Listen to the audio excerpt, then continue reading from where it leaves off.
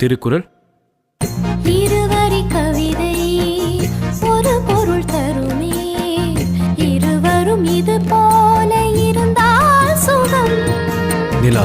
இரவினில் குளிக்கும் தேவதை இவளோ, வளர்ந்தே தேய்கின்ற வெள்ளை நிழல். சரி, கண்ணாடி. இதில் என்னை பார்க்கிறேன், அது உன்னை காட்டுதே. காதல். கரிணி சரி கரி கரி